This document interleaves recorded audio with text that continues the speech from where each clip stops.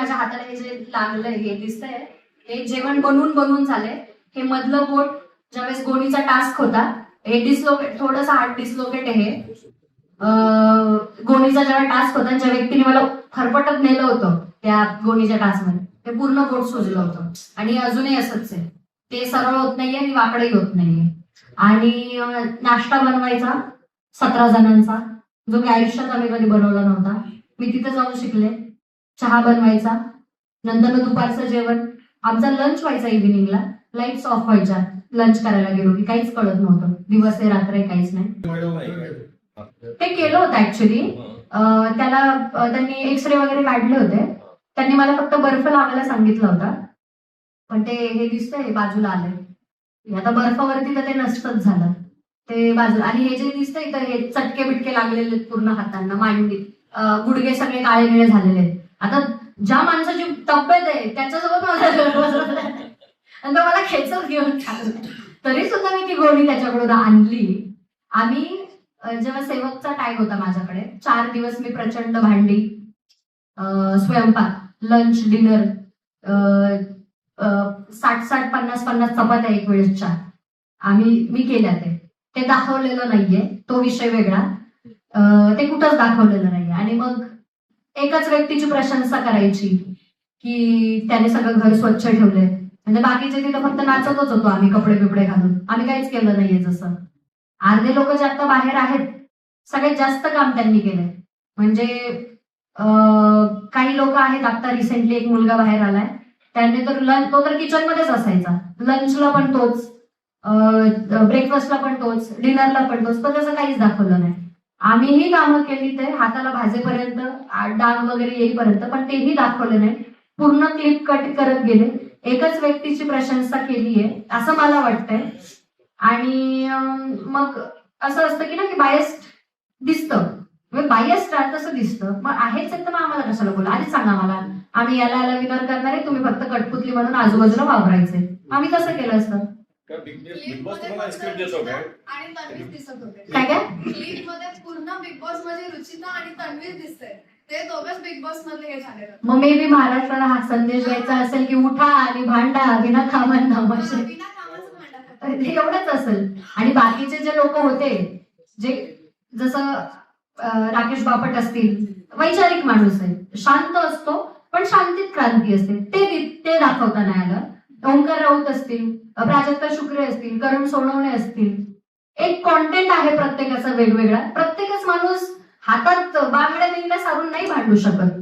एक वेळेस तुम्ही भांडू शकता, दुसऱ्याही वेळेस भांडू शकता, पण तिसऱ्या वेळेस असं असतं की बस, सकाळी जो टाइम रेकॉर्डर सुरू होतो तो संध्याकाळी झोपेपर्यंत चालू असतो. बस किती बोलणार, कानातून रक्त यायला लागले आता पार.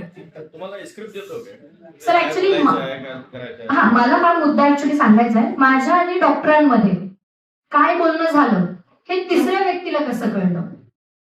मला त्यांनी झोपायला सांगितलं होतं की नाही. ऍक्च्युली मीच डॉक्टरला 4 वेळा म्हटली की मला आराम करायचा, मला उभं नाही राहत आहे, माझी बॅक पेन होती आणि मला पोटात दुखतंय, तर मला तुम्ही परमिशन द्या की मी लेटू याच्यावरती, बेडवरती, तुम्ही मला द्या. तर त्यांनी मला सांगितलं ठीक आहे, तुम्ही फक्त झोपा, पण झोपताना डोळे जेव्हा झोपताना तेव्हा बिग बॉसला एकदा विचारा. तर मी त्यांना म्हटलं ठीक आहे. हे माझे शब्द आहेत, त्यांना काढायला लावा वाटलं तर, की मला जोपर्यंत स्ट्रेच होईल मी माझी बॉडी स्ट्रेच करल, मला जेव्हा नाही होणार त्यावेळेस मी बेडवरती पडेल.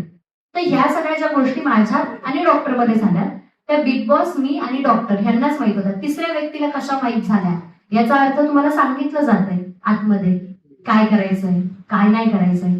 पण आम्ही जर बोलतोय तर ते अडवत होते, हे नका बोलू, ते नका बोलू, जसं की धार्मिक गोष्टींवरती नका बोलू. पण घरामध्ये भरपूर असे लोक होते जे बोलत होते धार्मिक गोष्टींवरती, तेव्हा कधी अडवल्यात नाही आलं. जसं की आहेत पर्टिक्युलर आहेत गोष्टी, मी अजूनही क्लिअर करते गोष्ट, कॅमेरा चालू आहे म्हणून, मी कुठल्या धर्माच्या विरोधात नाहीये, मी फक्त माझ्यावरती झालेल्या अन्यायाचं सांगतेय. त्यांना जर घ्यायचंय देवांची नावं तर मग तुम्ही रूलच असा ठेवू नका की धार्मिक गोष्टी नाही बोलल्या जायला पाहिजे. आणि मग बाकीच्यांकडून जर त्याचं उल्लंघन होत आहे तर तुम्ही त्यांनाही सांगा आणि मलाही सांगा, हा अन्याय नाहीये, पण तुम्ही एखाद्या पर्टिक्युलर माणसावरती अन्याय नका करू. जर ते बोलतात तर ह्यांनाही बोलू द्या, असं आहे. पण म्हणजे तू आता असं बिग बॉस यांना एक्सप्लेनेशन देताना तू म्हणाली होतीस आणि त्यांनी कट केलं किंवा कन्व्हेन्शन रूम मध्ये जेव्हा राकेश आणि तुझं बोलणं झालेलं, राकेशने तुला समजवायला सांगितलेलं तेव्हा राकेशही म्हणाला होता की बाहेर हे बरोबर नाही आहे, त्यावर तू म्हणाली होतीस की मला या गोष्टीचा अभिमान आहे वगैरे, ते तुमचं कन्व्हर्सेशन दाखवण्यात आलं. सो ह्याच्यामध्ये तुमचं काही इतरही बोलणं झालेलं आणि जे आमच्यापर्यंत पोहोचलेलंच नाही. एक्झॅक्टली, आमचं याच्यावरती अनेक वेळा बोलणं झालं. ज्यावेळेस बिग बॉसने कन्फेशन रूम मध्ये बोलवलं तेव्हा जो ग्रुप दिसतोय ना, आरवी, प्राजक्ता शुक्रे, ओंकार राऊत, सोनवणे, करण सोनवणे आणि मी, आम्ही जे बोलतोय त्याच्यामध्ये मी त्यांना क्लिअर सांगितलं की मला काय बोलायचं होतं. आणि आय वॉज लाईक की बिग बॉस माझं पूर्ण ऐकून घ्या, माझं पूर्ण ऐकून घ्या. या गोष्टीवरती मी अडलेली होते. ज्यावेळेस कन्फेशन रूम मध्ये मी गेले, ऑब्व्हियसली मला या गोष्टीचा अभिमानच असणार आहे, कारण माझी बोलीभाषा तशी आहे, कारण मी ती उपमा त्या गोष्टीला दिली आहे आणि मी लेखक म्हणून स्वतःवरती अभिमानच बाळगणार आहे. मला या गोष्टीचा अभिमानच आहे.